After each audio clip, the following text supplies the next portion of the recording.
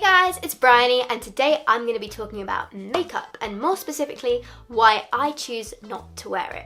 So my journey with makeup actually starts back when I was about 6 years old. When I was 5, I started dancing, and when I was 6, I became a competitive dancer and I started performing on stage. And for those of you that work in like the entertainment world of any kind, whether it's dance, drama, singing, whatever, you know that you have to wear stage makeup when you go on stage. So that's when I kind of first became introduced to makeup, and of course I hated it because it was so, like, stage makeup tends to be really thick and cakey, at least it certainly was when I was younger.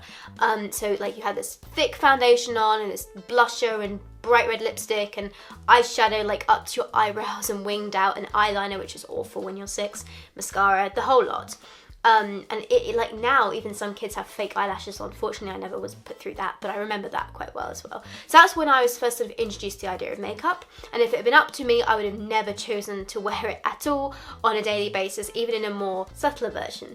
But growing up as a girl, when I hit sort of my tweens and my early teenage years, I became aware of makeup a lot more, obviously through my classmates. Now at my school, I'd say the girls started wearing makeup actually from like year 6, but I didn't really start to try and play around with it, I think, until I was around 11, 12, maybe 13. 12 or 13 I think is probably the age that I started thinking about it more. That's also the age where I started to go through puberty. Before 12, I didn't really have breasts or hair or anything like that. That's when it kind of hit for me, and then I got my period when I was 14. But when I was at school, I was like at the bottom of the social hierarchy, if you could call it that. I was considered the weird one.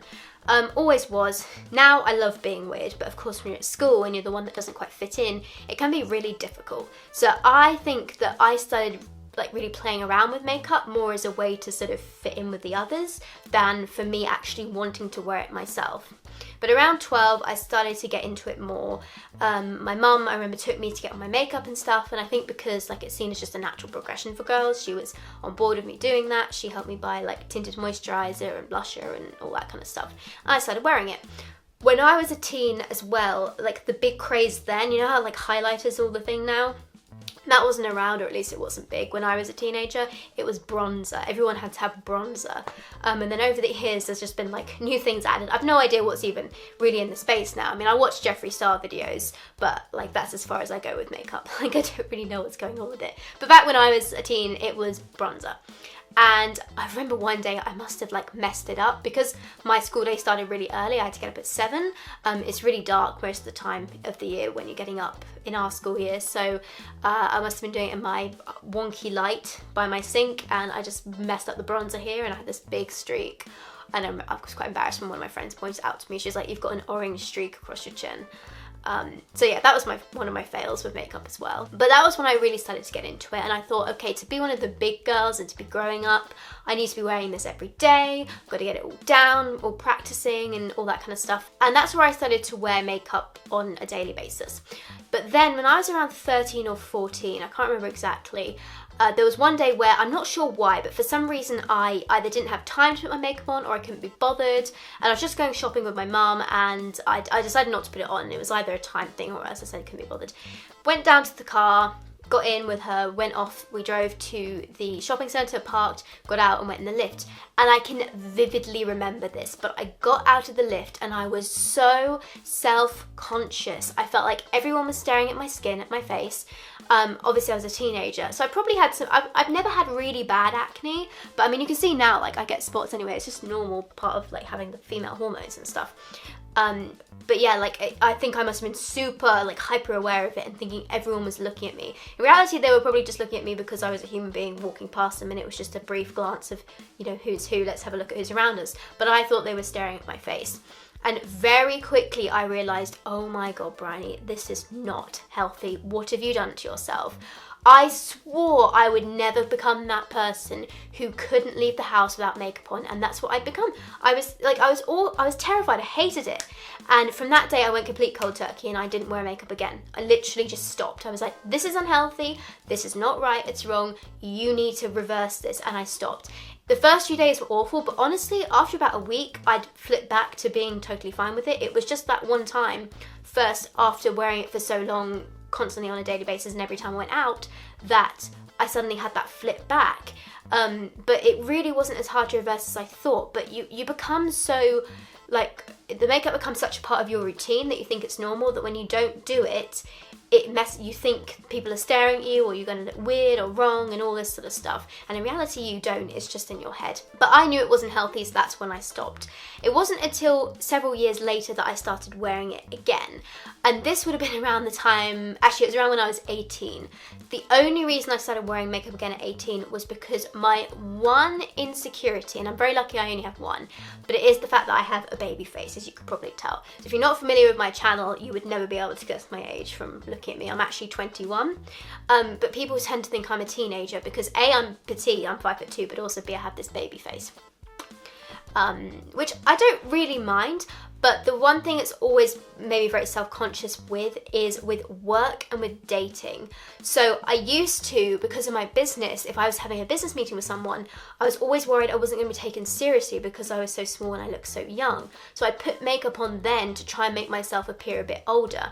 And the same thing kind of applies with dating. Whenever I went on dates, I had this whole plan. So what I would do is I put on a decent amount of makeup on the first date, but not so it was really obvious. So like I probably put foundation on, a bit of blusher, a bit of lip tint, some mascara and some eyeshadow. I never wore eyeliner because that was never really my thing.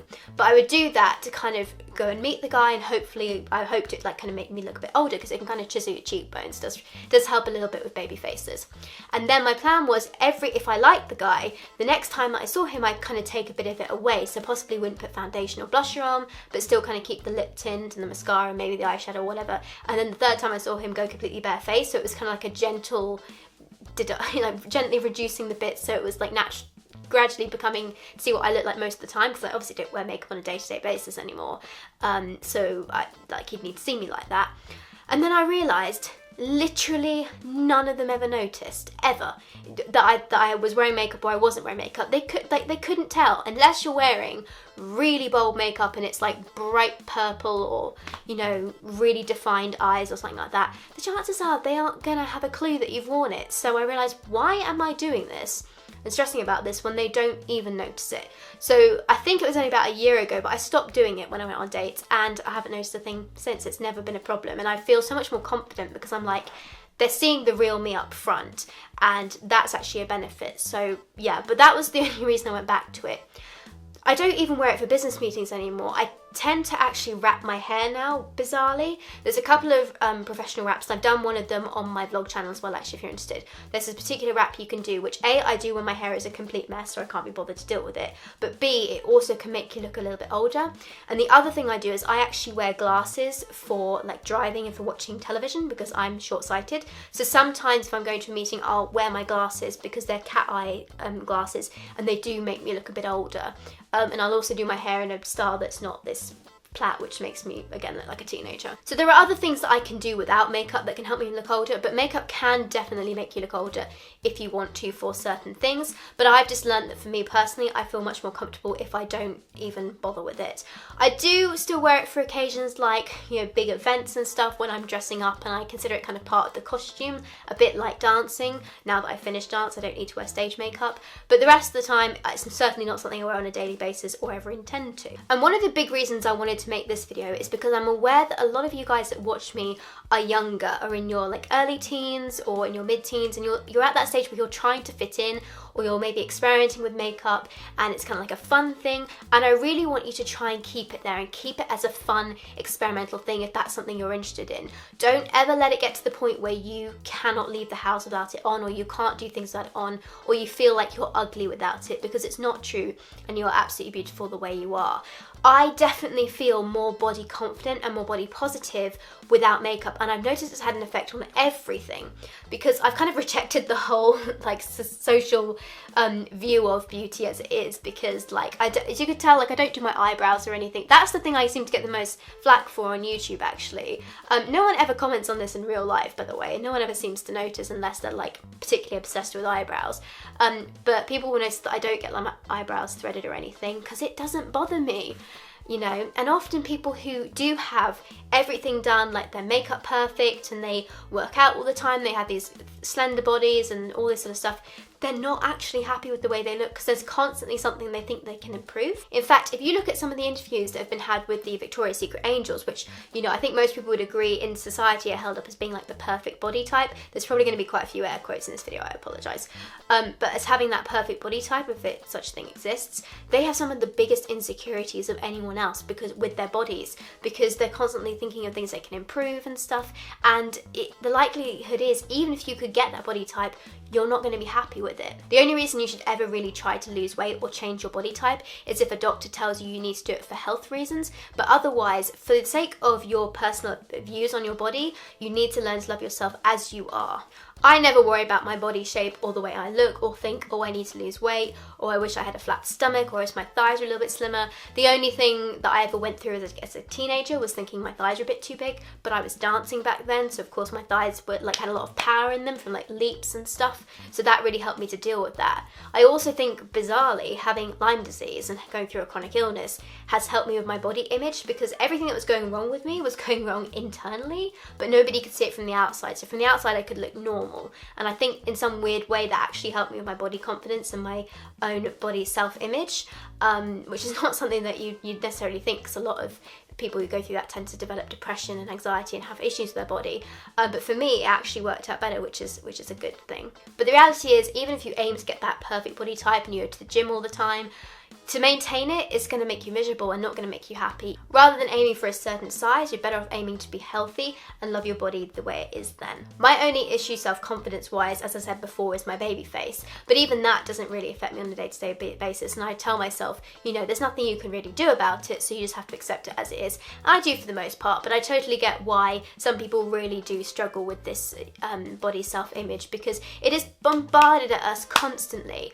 I never read teen magazines or anything like that. I don't really tend to follow Instagram models either, you know, and when I see people with their body types, I'm like, that's great, but that's your body and my body looks perfect how it is. And I mean, people will say to me, but Bryony, you were a dancer, you have a dancer's body. You know, I'm not straight up and down, I do have hips and breasts, I have that hourglass figure that, you know, typically people apparently want.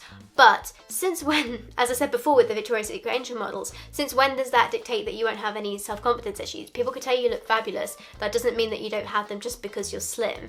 Everyone has a self-confidence issue about something, so that's really a silly statement to make. And I mean, I have stretch marks, as I said before, I've got spots, I've got scars, like I've had surgeries and stuff, so, you know, I've definitely not got the perfect body, but there is no such thing as that perfect body. I realise this is kind of diverted a bit from makeup, but the two are really tied together because it's all about self-image and self-confidence. Times that I do think makeup is okay, and one of the things I do like about how the YouTube community has kind of switched recently is because of the rise in the male beauty gurus, there's a lot more focus on this more dramatic makeup, which is clearly not for like, well, I guess you could wear it every day, but it's clearly not a sort of natural makeup look of this is my daily look and how I look all the time with this beautiful skin, which is unrealistic sort of thing. It's this bold, like eyeshadow, eyeliner, you know, all this sort of stuff and these crazy looks, which is much more of an artistic thing and about self-expression and playing around with the colour and stuff, which I think is really great. As long as you can always take it off and leave the house without being self-conscious, you're good. But if you ever do reach this phase, remember, the best thing to do is to take it off and get yourself used to going out without it, because it really, you never want to become trapped by it, trust me. I've been there, it is difficult to break the first few days, but after a week it does get a lot easier, trust me. So if you are someone that enjoys using makeup, just remember to try and keep it in that fun stage and don't let it get to the point where you feel that you have to go out without it or you're not going to feel beautiful. But have you had similar experiences with makeup, or do you choose to wear it or not wear it? I'd be really interested to know, so leave them down in the comments. Thanks for watching, guys. Please do subscribe, and don't forget you can get my products of cloth pads and menstrual cups from my website down below, Brushes Stars. Check out the rest of my channel for all that stuff, and I'll see you next week. Bye, guys.